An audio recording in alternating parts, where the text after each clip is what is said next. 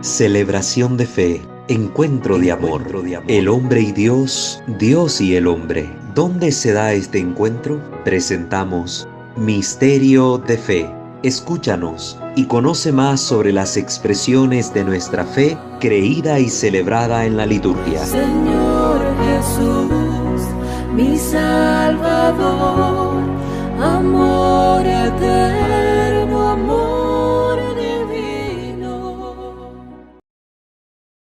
Queridos hermanos, sean bienvenidos una vez más a su canal Misterio de Fe, que por la gracia del Señor llega a ustedes semana tras semana para llevarles material en el ámbito de la liturgia católica.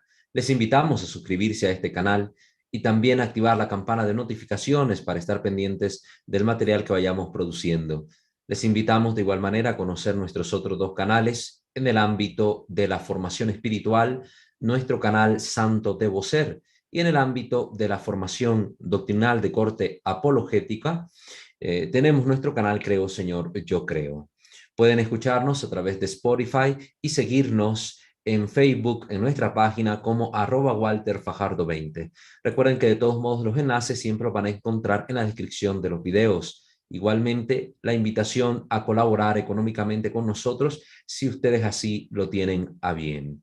Vamos pues a dar inicio a la sesión de este día poniéndonos en la presencia de nuestro buen Dios como siempre lo hacemos.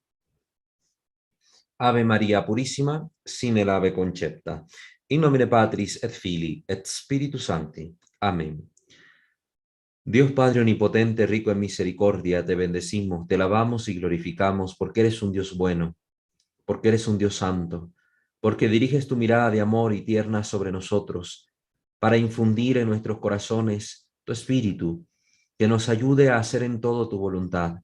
En tus manos ponemos cada una de nuestras sesiones, para que, iluminados por ese espíritu, podamos comprender lo que aquí se nos expone y utilizarlo para bien de nuestra comunidad, para bien de nuestra familia y nuestro provecho personal. Que todo cuanto hagamos, Señor, te tenga a ti como a su única fuente y tienda a ti como a su único fin. Y que por la intercesión de Santa María Virgen, nuestra Madre, Reina y Señora, los santos y los ángeles, podamos alcanzar de ti las gracias que necesitamos para ser auténticos cristianos. Te lo pedimos a ti que vives y reinas por los siglos de los siglos. Amén. Pater noster, qui es in celis, sanctificetur nomen tuum, adveniat regnum tuum, fiat voluntas tua sicut in cielo et in terra. Panem nostrum quotidianum da nobis hodie, et dimite nobis debita nostra, sicut et nos dimittimus debitoribus nostris, et ne nos inducas in tentationem, sed libera nos a malo. Amén. Ave Maria, gratia plena Dominus tecum, benedicta tui mulieribus, et benedictus fructus ventris tui, Iesus. Sancta Maria, Mater Dei, ora pro nobis peccatoribus, nunc et in hora mortis nostre. Amen. Gloria Patri et Filio et Spiritui Sancto, sicut erat in principio et nunc et semper et in saecula saeculorum. Amen. Ave Maria Purissima, sine lave concepta, in nomine Patris et Filii et Spiritui Sancto. Amén. Muy bien, queridos hermanos, pues vamos a continuar nuestra formación en el ámbito de la Sagrada Liturgia. Recordarán ustedes que la sesión anterior habíamos hablado de otros elementos que a veces se colocan en la credencia o que están presentes también en el altar para ayudar al servicio litúrgico. Hablamos de las crismeras, hablamos de las sacras, el puntero, la palmatoria y el atril. Hoy vamos a continuar hablando con estos elementos litúrgicos que a veces pueden estar en la credencia o ubicarse en otro espacio. Y pues para empezar vamos a hablar acerca del acetre, Del acetre ustedes van a encontrar muy poca información, aún en los libros litúrgicos. Va a ser una información bastante escueta, mencionado, dando por supuesto el conocimiento sobre a qué objeto nos estamos refiriendo, y cuando ustedes investigan un poco a nivel histórico, también no hay mucha información. Recordarán ustedes que en su momento les expliqué que muchos de estos utensilios tenían un origen práctico dentro de las funciones litúrgicas, y posteriormente se le fue dando como un significado más espiritual o que tuviese que ver más con la liturgia como tal.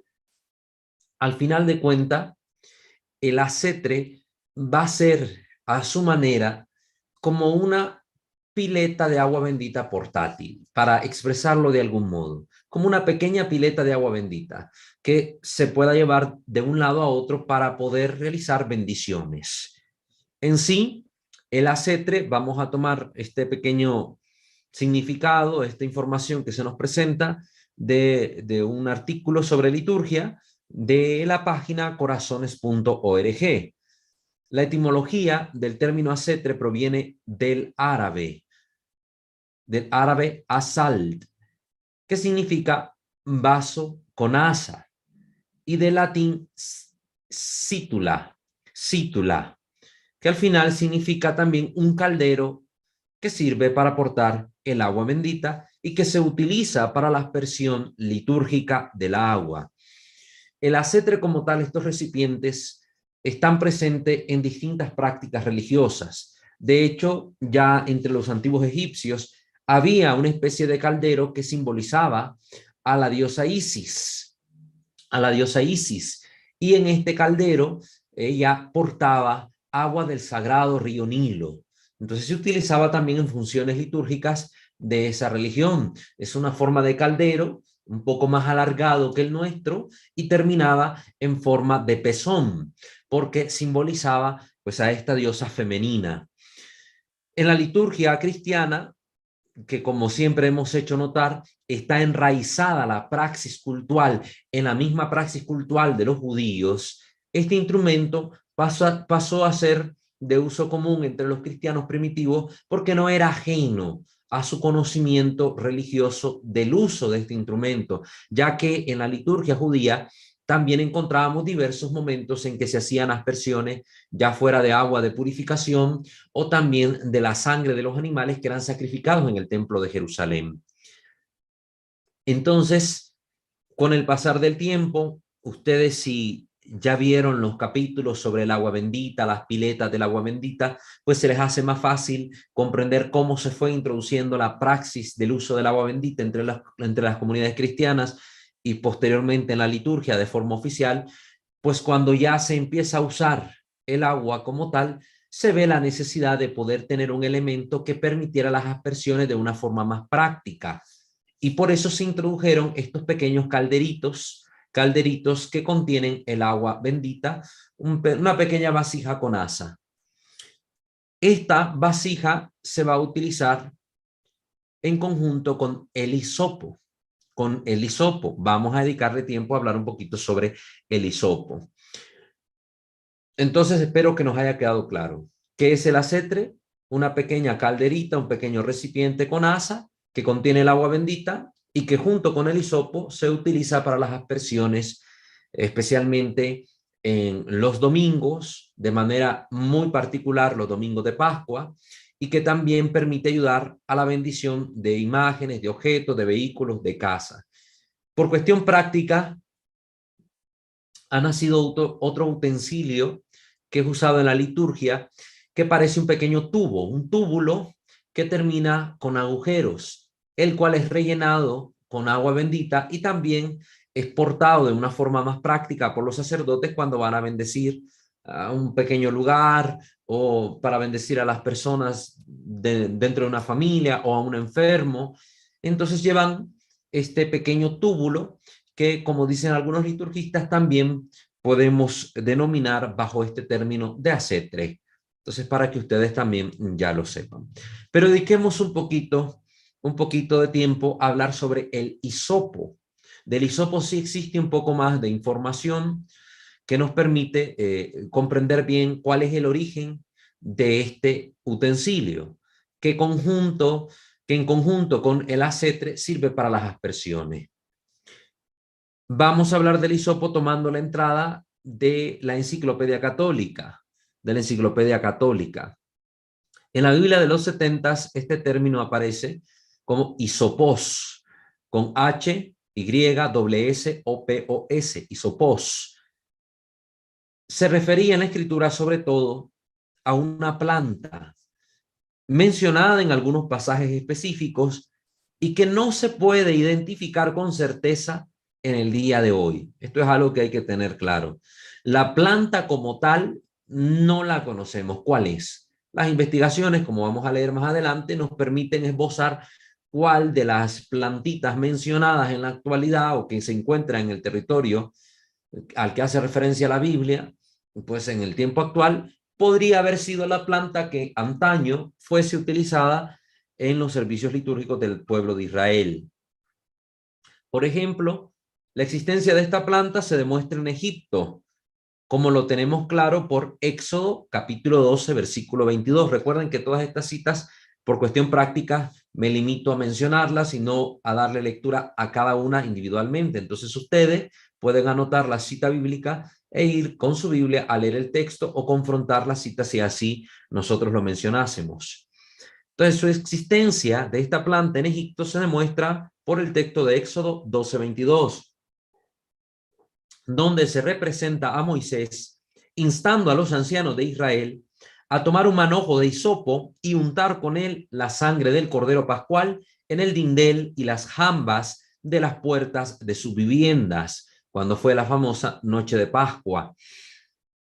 En el desierto también había hisopo disponible, a la mano, como se puede deducir por el libro de Éxodo 24:8, complementando por Hebreos 9:19. Pueden confrontar estos dos textos, Éxodo 24:8 y Hebreos 9:19, según la cual el gran legislador de Israel, Moisés, roció a los hebreos con el hisopo empapado en la sangre de las víctimas animales, en el sellado de la antigua alianza entre Dios y su pueblo. Entonces, para sellar la alianza, pues sí se hizo todo un rito litúrgico y pues se simbolizó este pacto entre Dios y su pueblo con la aspersión de la sangre de las víctimas ofrecidas a Dios sobre el pueblo de Israel.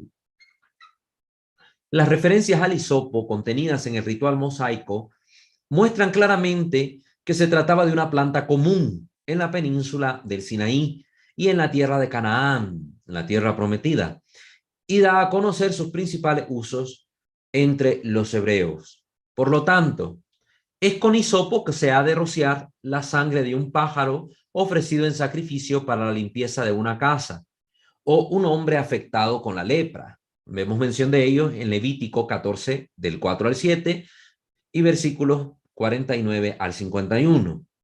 Es también con el hisopo que se hará la aspersión del agua de purificación en la limpieza de una tienda, una persona o un vaso contaminado por el contacto de un animal muerto.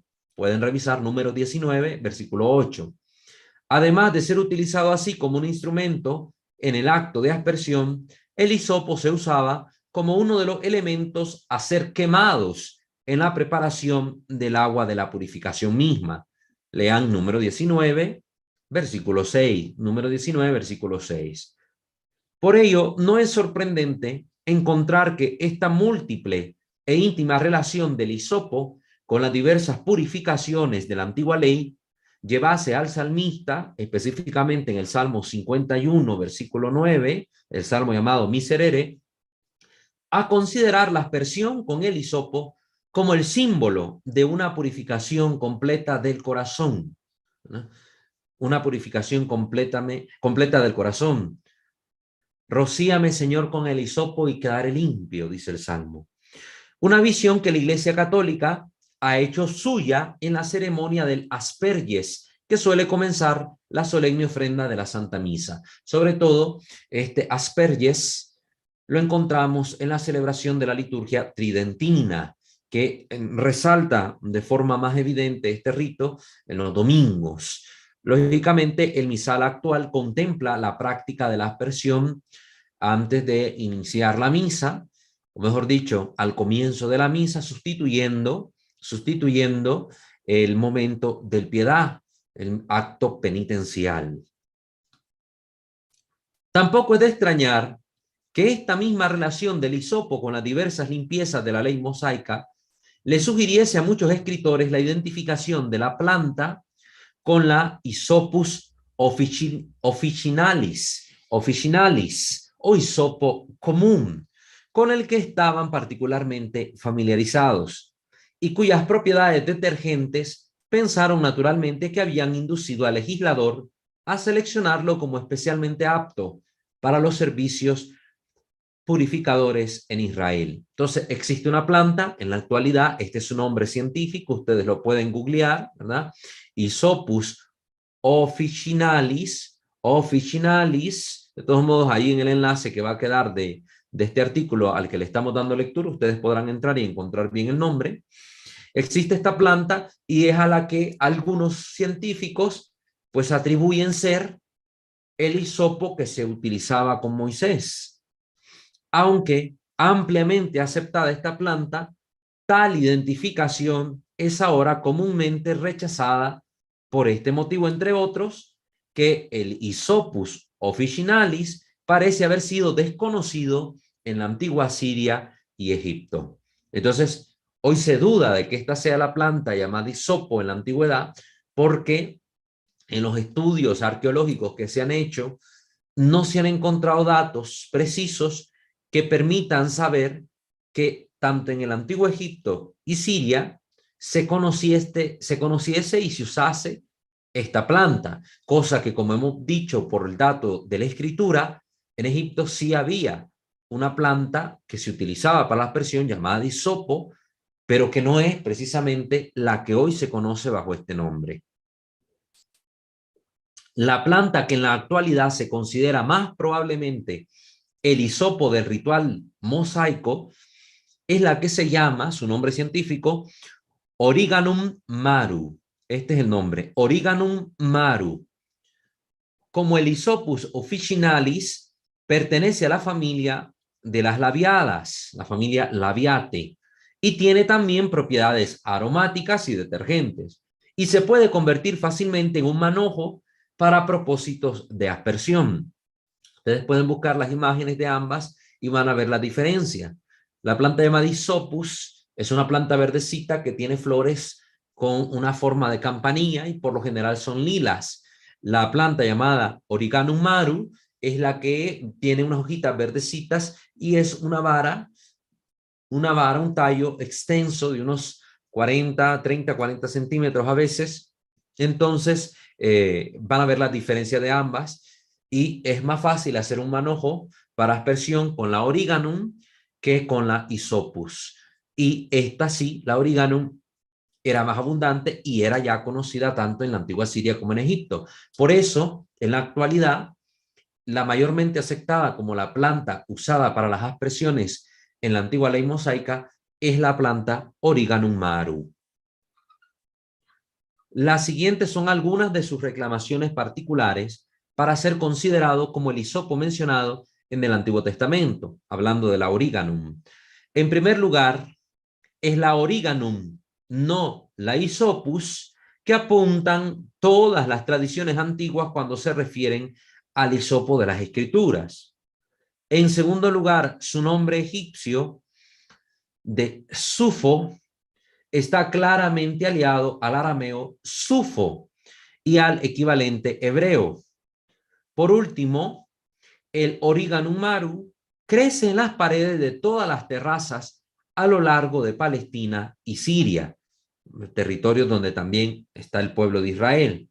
Esta última afirmación a favor de la identificación del hisopo del Antiguo Testamento con el Origanum maru está en clara armonía con lo que dice el texto de Primera de Reyes, capítulo 4, versículo 33. Y también en hebreo, en el primer libro de Samuel, capítulo 4, versículo 33, donde leemos que Salomón trató sobre los árboles, desde el cedro que está en el Líbano hasta el hisopo que sale de la pared.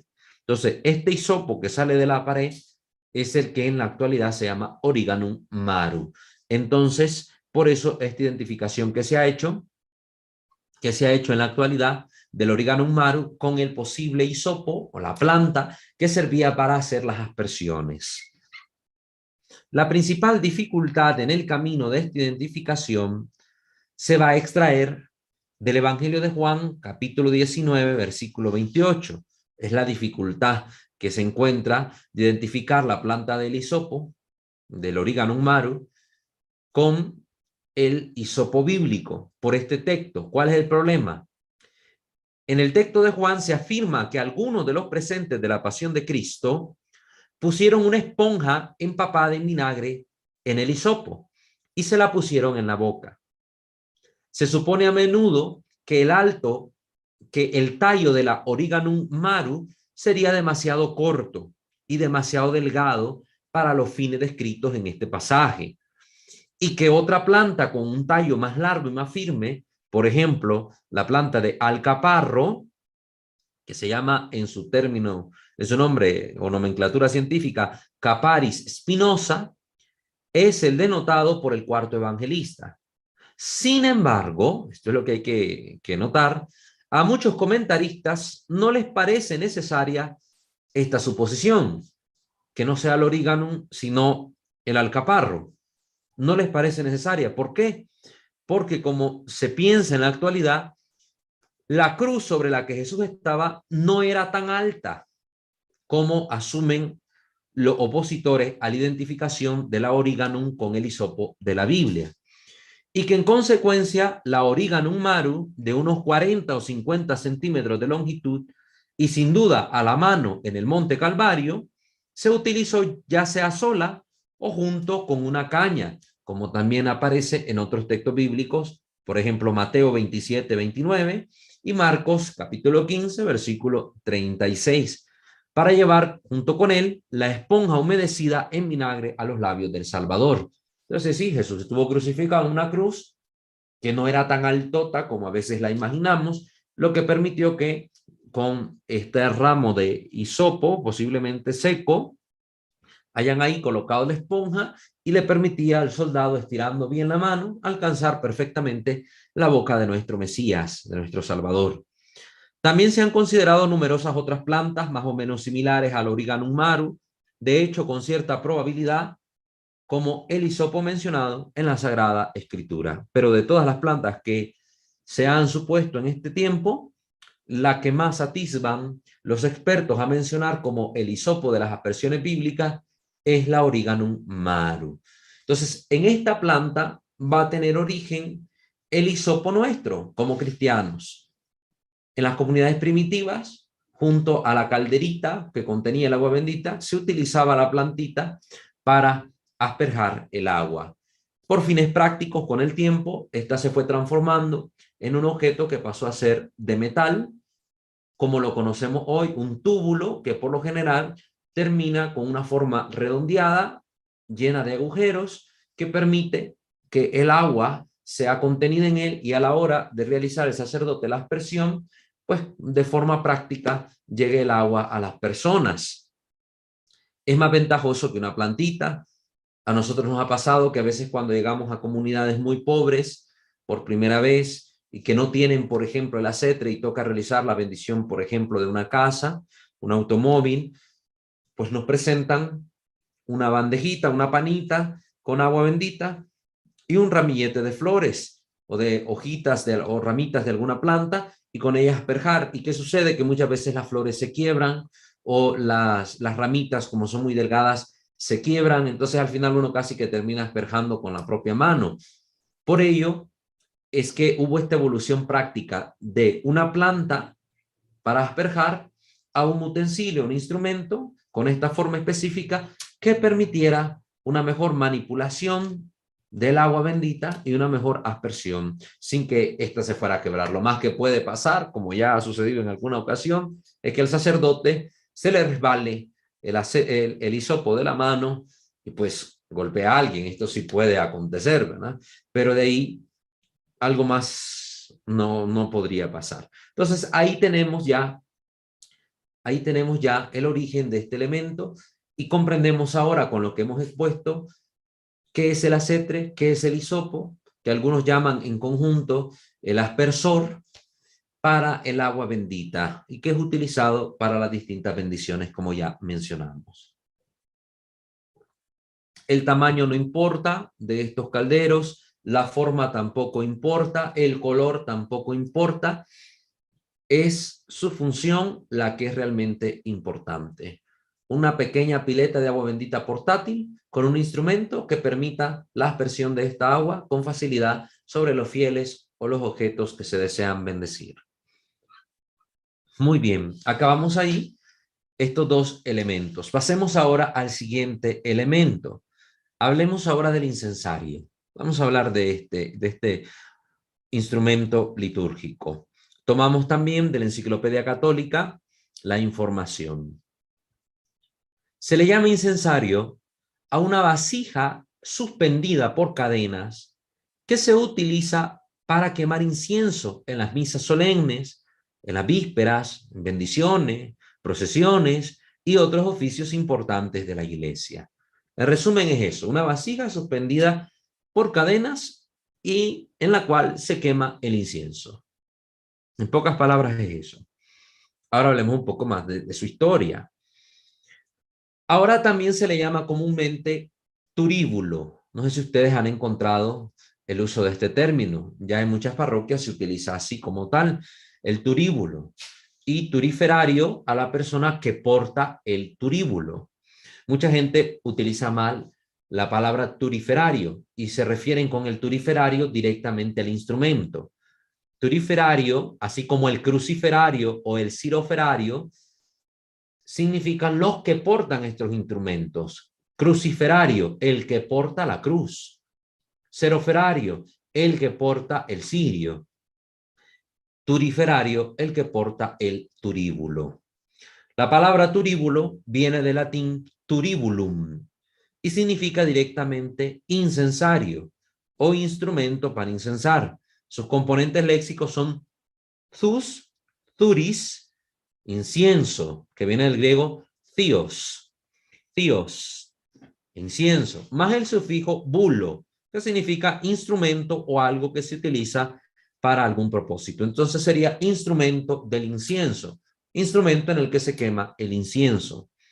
En su forma prevaleciente, el incensario consiste en una taza o tazón que descansa sobre una base firme y tiene una cacerola movible con un hueco para sostener carbón encendido, una tapa o cubierta y 4 cadenas de alrededor de 3 pies de largo. Recuerden que cada pie es aproximadamente unos 30 centímetros y piquito. Estamos hablando de que cada cadena tiene alrededor de 91 centímetros más o menos.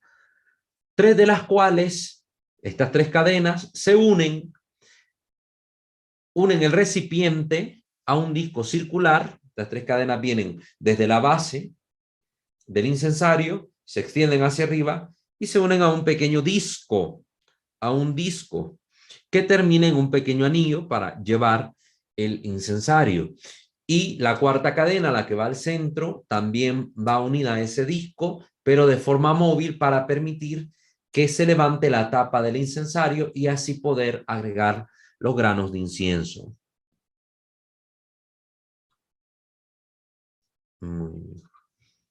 El incensario jugaba un papel importante en el culto religioso antiguo, tanto de los judíos como de los paganos.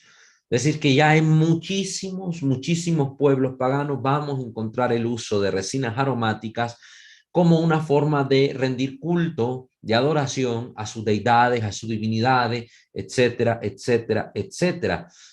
Siempre en todos los pueblos, en todas las culturas, este aroma, este humo que sube al cielo, que es el lugar donde están los dioses en las distintas mentalidades y culturas del mundo, este humo era ofrecido como un acto de adoración, como un regalo, como una ofrenda a los dioses, precisamente por esta propiedad, algo que se quema y cuyo aroma agradable pues asciende hasta los dioses. En la Biblia hay numerosas referencias a este utensilio, al incensario. Voy a mencionar solo algunas citas bíblicas, ustedes si quieren las pueden buscar. Números 4:14, capítulo 16, versículos del 6 al 7, versículos 16, 18, 37 y 39 de ese mismo capítulo. También el versículo 46. En el libro de Levíticos, en el capítulo 10, versículo 1, capítulo 16, versículo 12, en el primer libro de los Reyes, capítulo 7, versículo 50, en el segundo libro de las Crónicas, capítulo 4, versículo 22, en el libro del profeta Ezequiel, 8:11, en el libro de los Hebreos, 9:4, y en Apocalipsis, capítulo 8, versículo 3. Recuerden que si no les da tiempo de anotar todas estas citas bíblicas, una vez que terminemos la sesión, van pausando el video y van anotando para que no tengan problema en tener todos estos textos.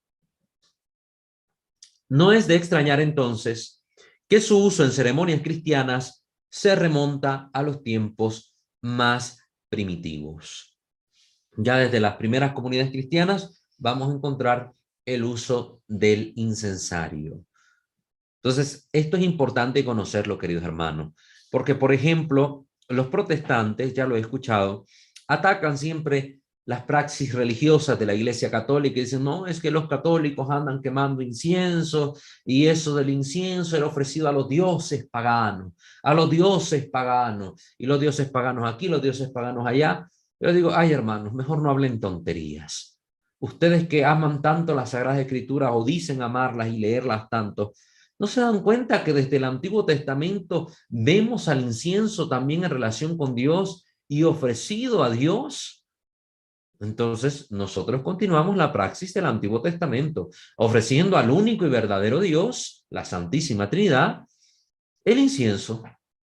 Así que no hay que hablar tonterías. Que esté presente el uso del incienso en otras religiones, en otros tiempos, en otros lugares del mundo, para ser ofrecido como regalo a los dioses paganos, no significa por ello que esté mal utilizar el incienso para ofrecerlo, darlo a Dios como una ofrenda agradable, al verdadero Dios, al único y verdadero Dios.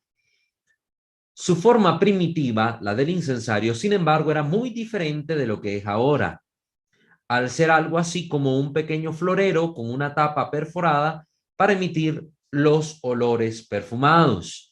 Todavía en muchas comunidades indígenas, en muchos territorios donde la iglesia ha evangelizado estos tipos de pueblos, vemos incluso que las personas cuando a título personal quieren ofrendar incienso a Dios, no lo hacen con un incensario como el que se usa en la actualidad a nivel litúrgico, sino con un tipo de incensario de esta naturaleza.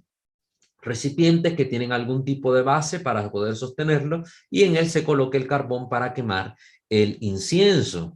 Algunos tienen forma de este, como el molcajete donde se preparan las salsas, acá en las tierras mexicanas, y ahí pues se echa el carbón y se sostiene en las manos y se lleva en las procesiones para ir quemando las distintas resinas aromáticas.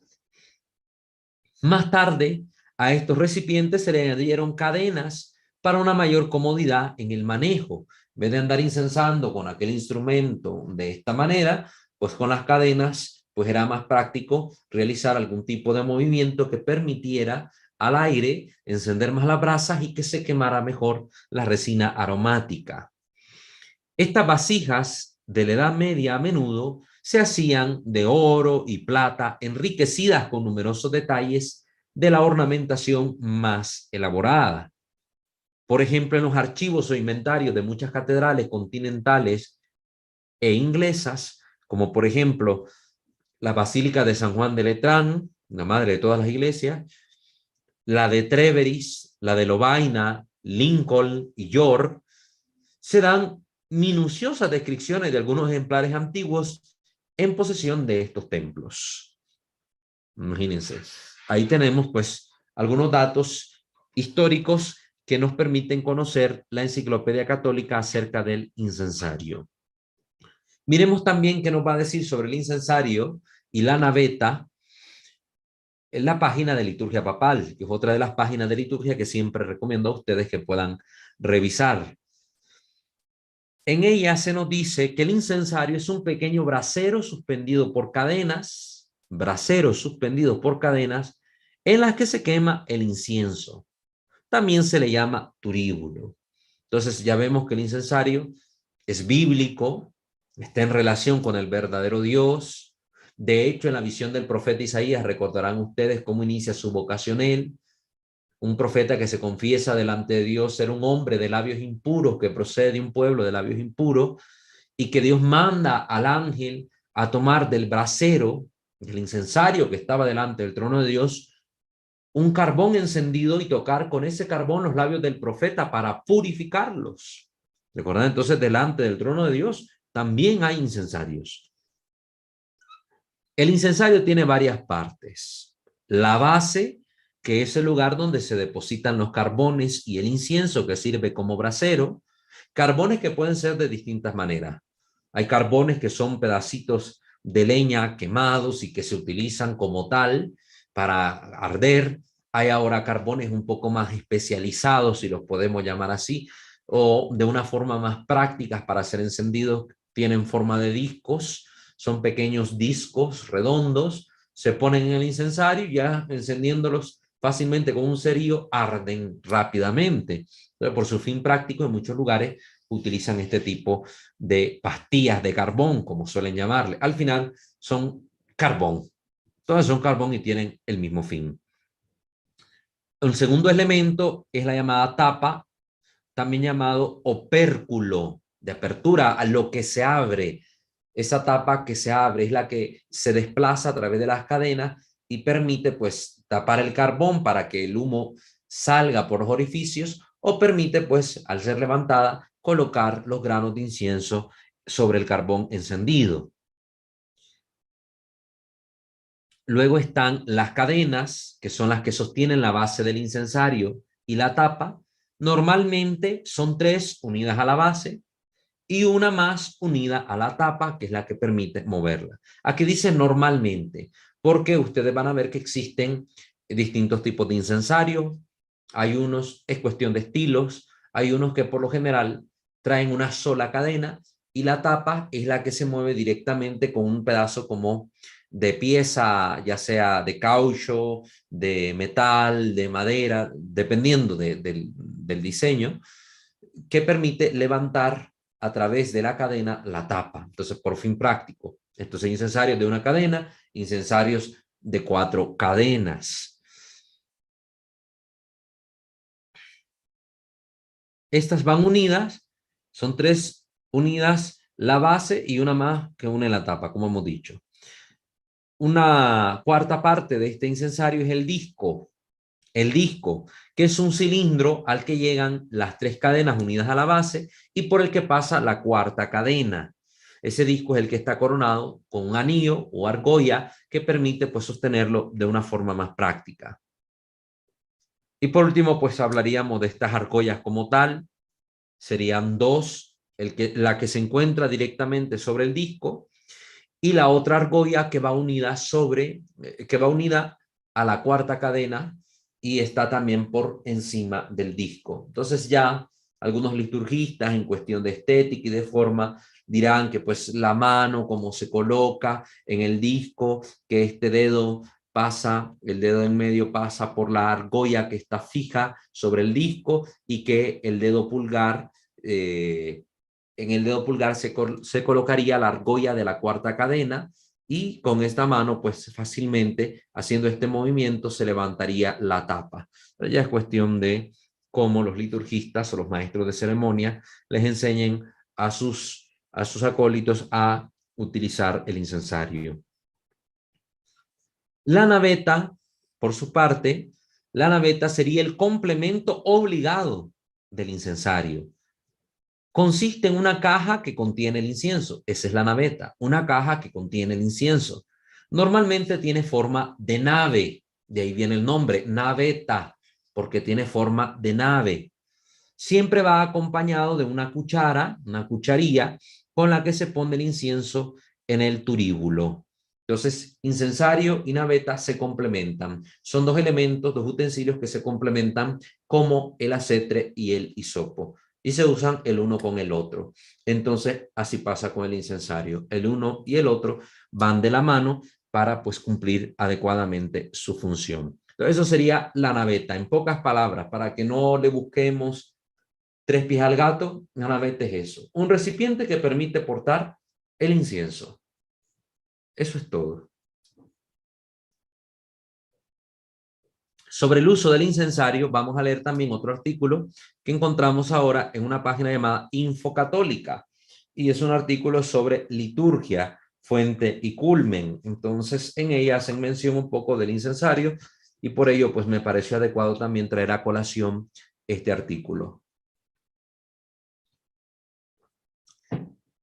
En el actual ceremonial de los obispos, explica que antes y después de la incensación se hace una reverencia profunda a la persona u objeto que se incensa, a excepción del altar y de las ofrendas para el sacrificio de la misa.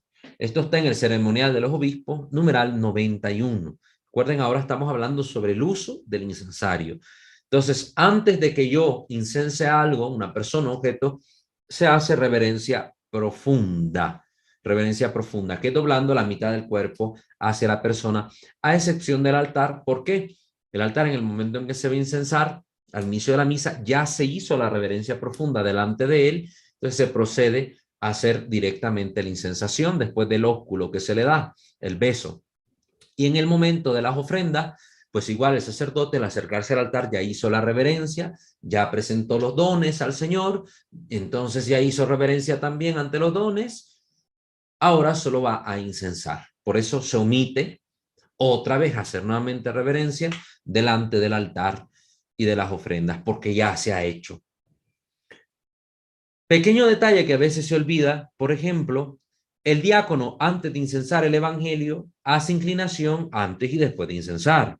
Y lo mismo hará el diácono en la vigilia pascual al incensar el texto del canto del pregón pascual, o el sacerdote al incensar la cruz, o el féretro en el ritual exequial. Siempre inclinación profunda antes y después de incensar. Ese es el detalle que a veces se olvida. A la liturgia cada vez la estamos despojando más de estos detalles, pequeñas reverencias, que como no me he cansado de repetir, los detalles son manifestación de amor a Dios, como lo ha expresado bien el Papa Juan Pablo II. Antes de incensar, la reverencia, el decoro, un respeto a la dignidad de la persona o del objeto al que se va a incensar. No solo es una acción más, que ya vengo, tomo el incensario y empiezo como loco a hacer las cosas. Desgraciadamente hay ministros que sí lo hacen, como por obligación, porque lo tienen que hacer, pero de su parte fuese, no lo harían. La incensación, entonces por ello importante lo que se recuerda acá, inclinación profunda antes y después de incensar. En la nota al pie, nota número 75, a este número 91 del ceremonial, se explica cómo se recibe y se maneja el incensario, citando a su vez el antiguo ceremonial de 1886. Y se estipula lo siguiente: quien inciensa toma con la mano izquierda y por la parte superior las cadenillas que sostienen el incensario. La mano izquierda tomaría las cadenillas pegando aquí el disco y aquí cayendo las cadenillas con el incensario, así se toma, y con la mano derecha toma estas mismas cadenillas recogidas cerca del incensario y lo mantiene en una postura tal que resulte cómodo acercarlo y alejarlo de él. Entonces, con la mano derecha yo tomo las cadenillas e incenso, ¿no? Con él ya puedo hacer el movimiento de una forma más cómoda. Tenga cuidado en comportarse con seriedad y dignidad, sin balancearse ni mover la cabeza siguiendo el vaivén del incensario. Ya lo he visto yo, monaguillos que van con el incensario y ellos van también moviéndose, moviendo la cabeza y van como palomitas, moviendo la cabeza de arriba para abajo. No. Con dignidad y con decoro. Al momento que uno va caminando, se va haciendo un pequeño movimiento con la mano que permite al incensario, como un péndulo, moverse, hacer un movimiento de adelante hacia atrás, sin ningún problema. No necesito hacer un gran movimiento de la mano para que éste se agite. No es necesario. La mano izquierda, que sostiene el incensario por su parte superior, estará fija y quieta ante el pecho. Aquí delante del pecho no necesito pegarme totalmente las cadenas al pecho, ante el pecho, ¿verdad? Ahí. Y el brazo y la mano derecha son las que se moverán cómodamente con los movimientos del incensario. Ya vamos a hablar de los movimientos, de cuántos golpes, etcétera, etcétera, para que no se queden con la duda. De todos modos, por la cantidad de información que tenemos, hoy no vamos a poder concluir el tema del incensario, el incienso, etcétera. Vamos a darle continuidad en la próxima sesión. Así que si algo queda pendiente, Lo abordaremos en el próximo tema, no se preocupen. El ceremonial de 1600 advertía con detalle incluso, en el 1600, imagínense, todavía más atrás, que haya espacio entre él y el incensario en la mano derecha para poderlo manejar y que lo haga cómodamente, con seguridad y con decoro. Es decir, que cuando yo lleve el incensario en mi mano derecha, cuando voy caminando en la procesión, en la derecha llevo yo el incensario, mi izquierda va pegada al pecho, haya un pequeño espacio, no me lo pego totalmente al cuerpo, porque si yo me lo pego muy al cuerpo, cuando yo camine, el incensario me va a golpear la rodilla, la pierna, me puede quemar el ornamento y al final eso no está bien. Debe haber una distancia apropiada a la que yo lleve el incensario mientras yo voy caminando en la procesión y siempre hacerlo con decoro y seguridad. Al incensar, advierte este antiguo ceremonial del siglo XVII que la mano derecha se puede mover cómodamente al incensar y trae el incensario, ese sí, en el movimiento leviter, llamado así el movimiento leviter. Pero esto quiere indicar levemente, el movimiento que se hace levemente, eso es lo que significa leviter. Son movimientos suaves, queridos monaguillos, queridos hermanos que llevan el incensario, o sacerdotes y diáconos. Son movimientos suaves, no golpetazos. No es a golpes, no es que se escuche el gran golpe de la base con la cadena, no. Son movimientos suaves que permiten que el humo salga y se eleve. Apenas se mueve la muñeca de la mano derecha, sin tener que separar mucho el brazo del cuerpo, sin exageraciones ni movimientos bruscos, sino suavemente, levemente. Entonces, cuando yo hago el movimiento, no necesito hacerle tirar toda la mano hacia adelante. He visto personas que incensan así, tiran toda la mano hacia el frente. No, movimientos despacios, despacios. Nos acercamos a las pautas que ofrece un clásico manual de rúbricas llamado el Antoniana, que ofrece normas y orientaciones muy sabias y necesarias. Normas que se echan de menos en los manuales de liturgia de hoy en día y en artículos de formación. De por sí vemos muchas carencias en los textos actuales de formación litúrgica. Por eso no nos extraña que incluso en los mismos seminarios haya una mala formación a veces a este nivel. A veces, hago la salvedad.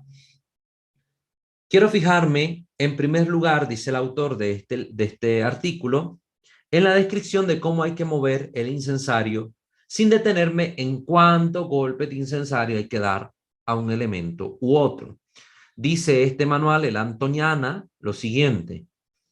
Al describir la incensación, las rúbricas y los decretos hablan de ductos e ictus. Estos son los movimientos que se hacen con el incensario. Ductus e ictus. En las versiones típicas anteriores del misal romano, todavía encontrábamos la mención de estos golpes. Ahora, en la actual versión típica, ya estos términos no aparecen, como cualquiera lo puede advertir, leyendo la instrucción general del misal romano. Recuerden que esta es la que viene con los misales, pero ustedes pueden encontrarlo de forma así, aparte. Yo me encontré esta edición de Buena Prensa de la instrucción general del misal romano para, pues, con mayor facilidad poder estudiarlas, analizarlas, subrayarlas y presentarlas a ustedes. El ductus consiste en levantar el incensario hasta la altura del rostro en dirección hacia la persona u objeto que se ha de incensar. Y el ictus, el movimiento vibratorio del incensario así levantado hacia el mismo objeto o persona. Aquí ya vamos a ver otro cambio que se va a dar, porque aquí, si ustedes están poniendo atención, se llama ductus al movimiento de elevar mi mano hacia arriba. Ictus al movimiento que yo hago al mover la mano cuando incenso. Después vamos a ver que se le llama ductus a una cierta cantidad de golpes, ictus a otra cierta cantidad de golpes, la evolución de los términos. Pero vamos viendo esto que se nos señala aquí ahorita.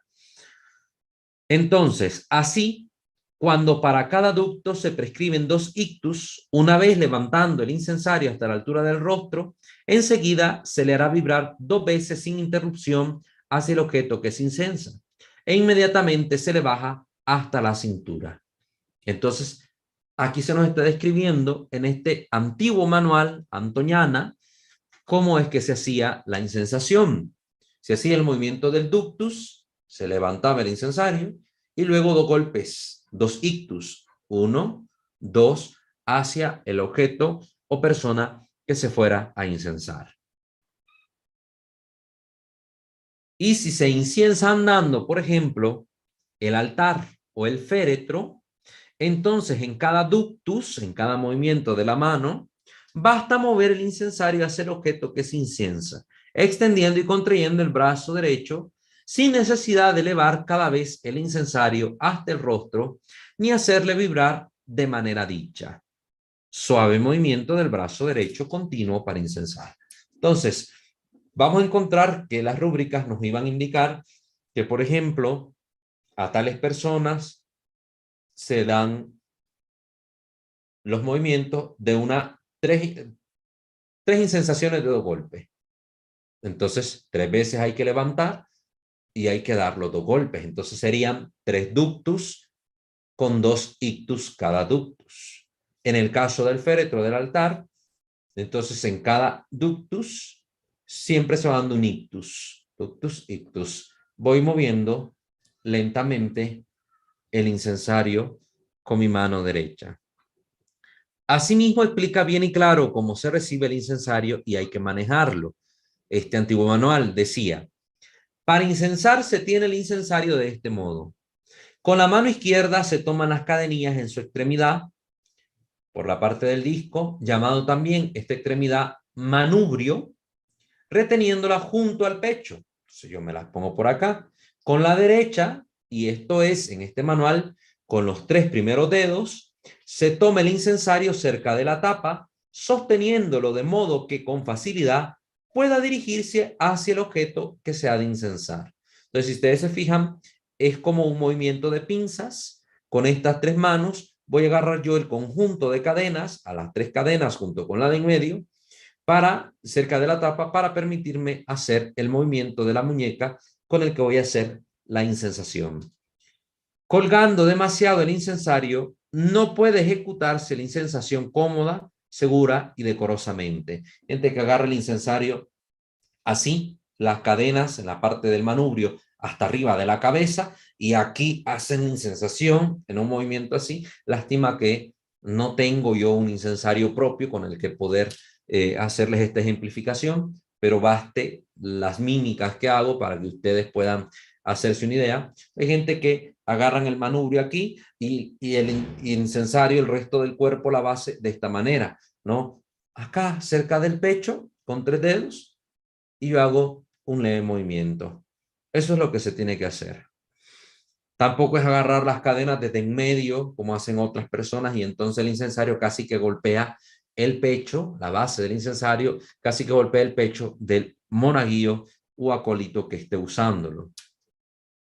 Un libro más reciente llamado Guía Práctica de Liturgia de Peter J. Elliott, publicado en EUNSA, Pamplona 1996, explica muy detalladamente las rúbricas actuales sobre el incensario y nos dice: la habilidad y la elegancia del uso del incensario depende en primer lugar del modo en que se cogen las cadenas cuando se inciensa a una persona u objeto. El modo más conveniente para aprender es practicando, si bien hay un método sencillo que vamos a proponer. Resalto aquí esta palabra, practicando, especialmente ustedes, hermanos monaguillos, que se dedican al servicio litúrgico en nuestras parroquias.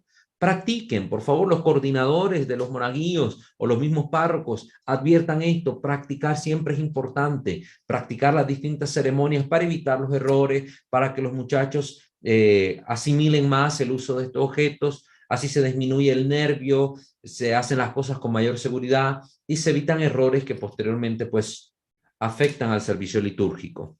Entonces aquí se propone cómo se va a usar el incensario.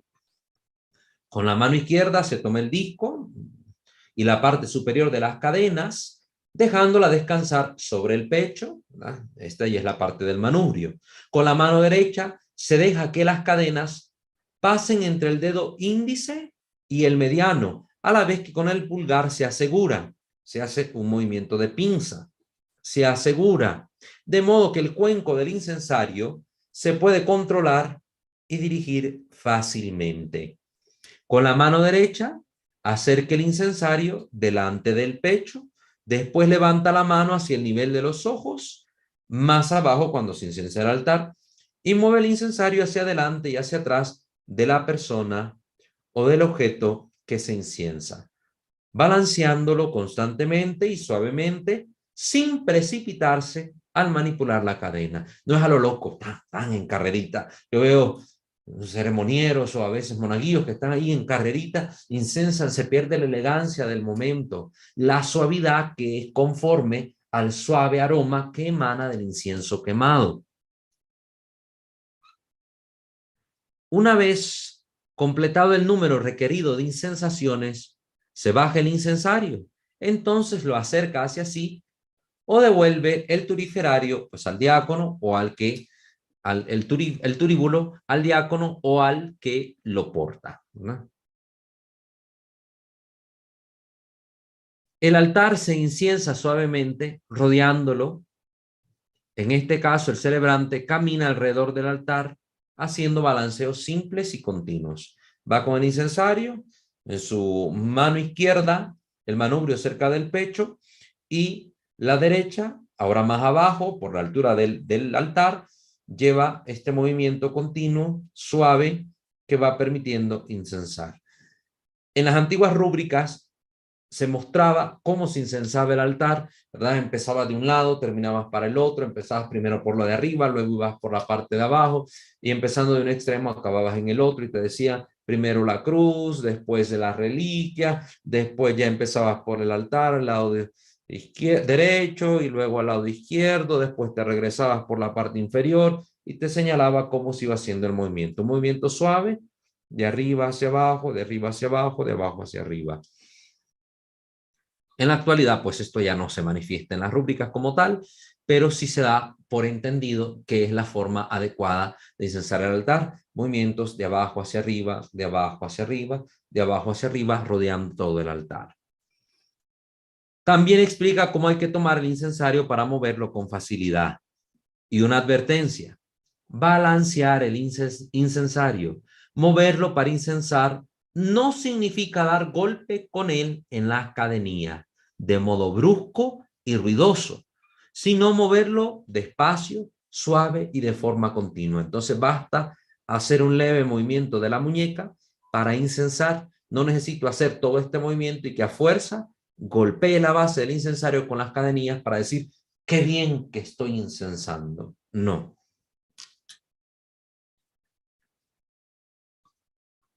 Entonces, despacio, suave y de forma continua, para que el humo pueda salir y subir hacia Dios, perfumándolo todo y envolviéndolo todo en una nube aromática.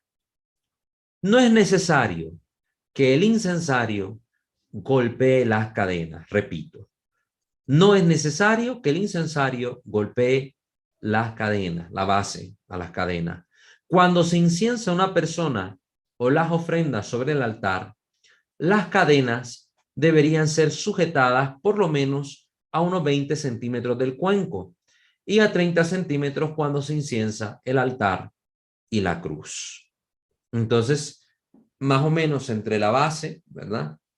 Entre la base y las cadenas donde yo voy a tomar estas tres cadenas en forma de pinza, debe haber unos 20 centímetros para agarrar cómodamente las cadenas y que la base pueda moverse con elegancia sin que pegue directamente con las cadenas. ¿Cuándo pega la base con las cadenas? Cuando yo agarro muy abajo, casi cerca de la tapa, al incensario, entonces al hacer el movimiento, como las cadenas cuelgan mucho, ahí se da el golpeteo entre las cadenas y la base del incensario.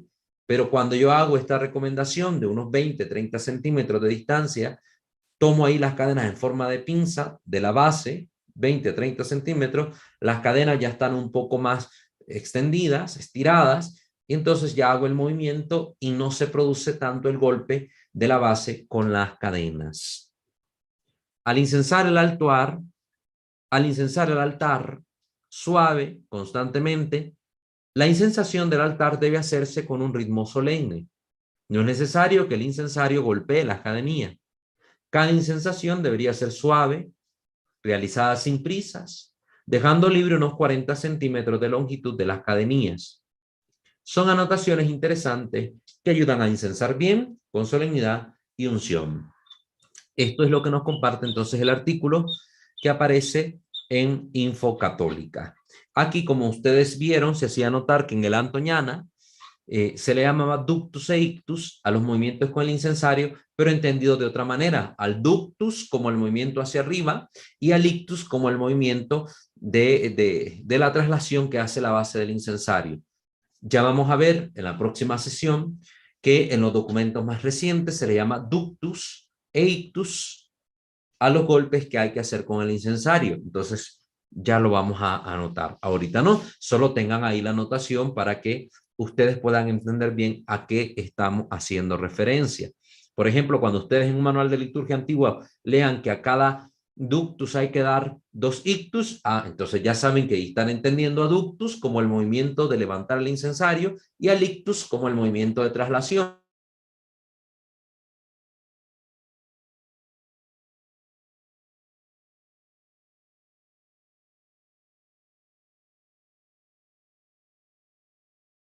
Sepan a qué se va a hacer referencia, así no se confundan, pero aquí le damos todas las anotaciones necesarias para que ustedes se formen el criterio necesario y adecuado. Entonces, la próxima sesión vamos a hablar un poco sobre el incienso. ¿Qué se entiende en la iglesia por incienso? ¿Cuál es su origen? Si es bíblico o no es bíblico, etcétera, etcétera. Para su uso. Vamos a hablar sobre su simbolismo, la manera correcta de incensar también. Y vamos a dar otras anotaciones del ceremonial de los obispos que nos puede ayudar a comprender algunas cositas sobre el incensario. No vamos a tomar las del misal romano porque van a estar presentes en el ceremonial de obispo. Entonces, para no repetir las mismas normas, directamente vamos a tomar de forma única las del ceremonial de los obispos. Entonces, para que lo tengamos presente. Muy bien. Hasta ahí dejaríamos la sesión de hoy respecto a lo que hemos dicho sobre el acetre, el hisopo, el turíbulo y la naveta. Y esta introducción que hemos hecho ya al uso del incensario. Entonces, para que ustedes ya sepan lo que hemos abordado, y pues vayan tomando notas y complementen esta información con la que se les va a proveer en la próxima sesión. Muy bien, les invitamos a suscribirse a este canal Misterio de Fe, activar la campana de notificaciones para estar pendiente del material que publicamos, visitar nuestros otros 2 canales en el ámbito de espiritualidad católica, Santo Debo Ser, en el ámbito de la doctrina, nuestro canal Creo Señor Yo Creo. Nos pueden escuchar a través de Spotify y seguirnos en Facebook en nuestra fanpage @WalterFajardo20, así como colaborar económicamente con nuestra comunidad si ustedes lo tienen a bien. Recuerden que toda esta información aparece en la descripción de nuestros videos. Damos ahora lugar a que ustedes puedan realizar sus preguntas. Los que están conectados en vivo a través del Zoom, ahora pueden hacernos sus preguntas sin ningún problema. Y quienes estén a través de YouTube pueden escribirnos sus interrogantes en la caja de comentarios o sus saludos o lo que ustedes quieran expresar y también les daremos lectura. Osvaldo, les permitimos a los hermanos, por favor, activar sus micrófonos. E igualmente usted, si ve algún comentario en YouTube, por favor, dele lectura. Sí, en YouTube ya hay algunos comentarios. El primero es de parte de Javier Tapia, que dice: un gusto saludarlo y poder seguir recibiendo catequesis, hermano. Muchas gracias, hermano Javier. Qué gusto también para ti. Saludos acá en México hasta la cuasi parroquia San José de la diócesis de Texcoco. Que Dios te bendiga a ti y a todos los hermanos monaguillos que también reciben estas formaciones con ustedes. Otro es de parte de María de los Ángeles Flores, que dice: muchas gracias por el tema de hoy. Gracias a Dios porque le permite volver a estar con nosotros para nuestra formación católica. Dios le bendiga. Amén, hermana María de los Ángeles, que el Señor también a usted la bendiga abundantemente y para mí es un gran gusto, una gran alegría el poder retomar estas sesiones formativas para continuar transmitiéndole nuestra sana doctrina católica y nuestra liturgia católica como debe ser vivida y celebrada.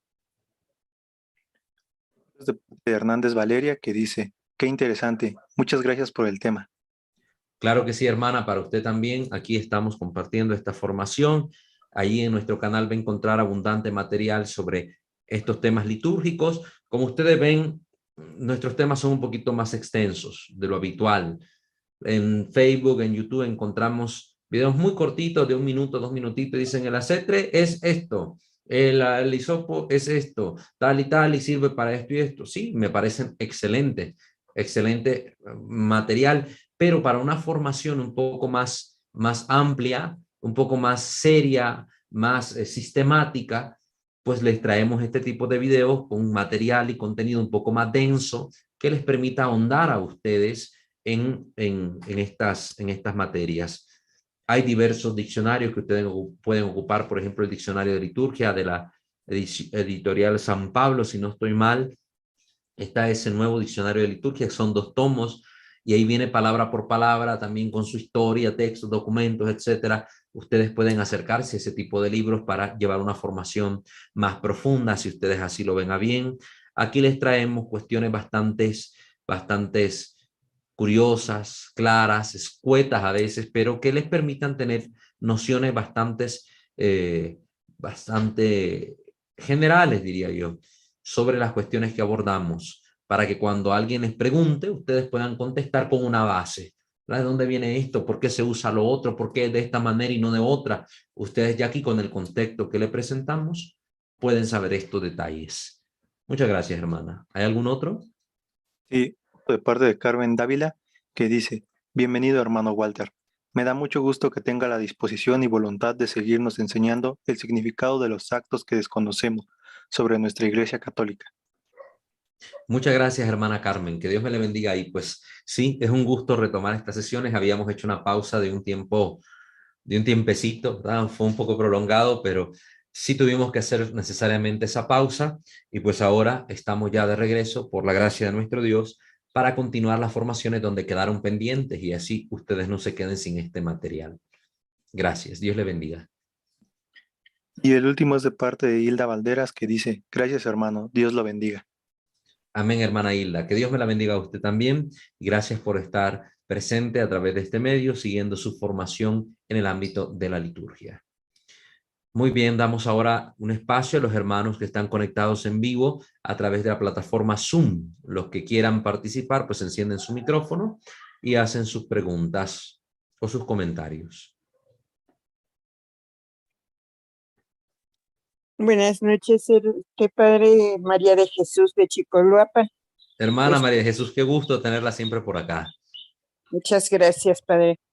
Pues solamente pidiéndole a Dios que le siga dando esa fortaleza, porque sabemos que ustedes como sacerdotes misioneros y preparándose siempre necesitan un tiempo extra para dedicarlo a nosotros. Y yo, pues ahora sí que le agradezco mucho que tenga usted esa actitud para con nosotros y que le siga dando la fortaleza a nuestro Señor.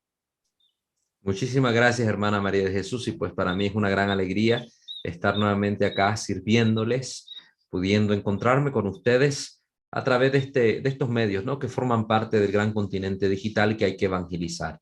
Y si podemos usar el Facebook, el YouTube, el Zoom, para otras cosas que tal vez son más lúdicas, ¿por qué no utilizarlo para gloria de Dios con una formación coherente y adecuada en nuestra fe católica? Para amar más al Señor conociéndolo y sirviéndolo de la forma adecuada. Entonces yo digo que explotemos estos medios para gloria de Dios. Muchas Amén. gracias. Sí. Gracias a Dios. ¿Alguien más que quiera comentar algo? Walter, pues yo también para felicitar y me da muchísima alegría que pues otra vez volvamos que Dios otra vez le permite retomar otra vez estas sesiones para nutrirnos y fortalecernos más en la obra del Señor. Me da muchísimo gusto que otra vez vuelvas a tener esa fuerza que sí yo veía que ya te estaba haciendo falta. Desafortunadamente, bueno, pues la enfermedad no excluye a nadie, pero me da mucho gusto que ya estés mejor. Amén. Muchísimas gracias, hermano Ángel. Usted también ha sido de los que está pendiente desde los inicios de estos canales, así que yo le agradezco también su oración, su cariño y amistad, y pidiéndoles pues a todos ustedes que oren por este servidor, porque ciertamente santos no somos, luchamos por alcanzar la santidad en medio de tantas pruebas, vicisitudes, dificultades, luchamos contra nuestras debilidades humanas, luchamos contra las tentaciones, luchamos contra las ocasiones de pecado, a veces con lamentables caídas, pero es una lucha. El cristianismo nos invita al camino de perfección, que es la configuración con Cristo. Y esa configuración no se logra de la noche a la mañana. Desgraciadamente, ahora que estamos más sumergidos en el mundo, pues las ocasiones de pecar o las cosas que el demonio nos propone a través de este ministro suyo, el mundo y la carne, pues nos desvían fácilmente del camino del Señor, pero pedimos siempre su gracia, la fortaleza que nos viene de la oración de la comunidad cristiana y de la oración personal para mantenernos en pie de lucha y poder hacer la voluntad de Dios para gloria del Señor, para salvación de las almas y también para gloria de la iglesia, porque no debemos olvidar que todo esto que se hace es un servicio a la iglesia.